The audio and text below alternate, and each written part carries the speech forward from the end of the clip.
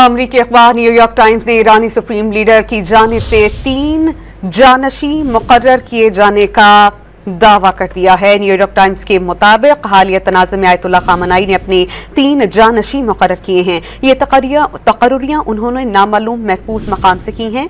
3 जानशीनों में उनका बेटा शामिल नहीं। इसराइली हमलों में शहीद कमांडर्स की जगह तयनातियां भी कर दी गईं। अमरीकी अखबार न्यूयॉर्क टाइम्स ने ईरानी सुप्रीम लीडर आयतुल्लाह खामनाई की जानिब से 3 जानशी मुकर्रर किए जाने का दावा कर दिया है।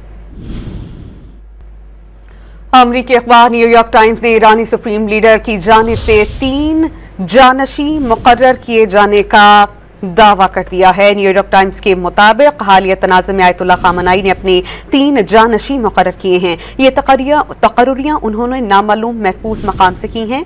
3 जानशीनों में उनका बेटा शामिल नहीं। इसराइली हमलों में शहीद कमांडर्स की जगह तयनातियां भी कर दी गईं। अमरीकी अखबार न्यूयॉर्क टाइम्स ने ईरानी सुप्रीम लीडर आयतुल्लाह खामनाई की जानिब से 3 जानशी मुकर्रर किए जाने का दावा कर दिया है।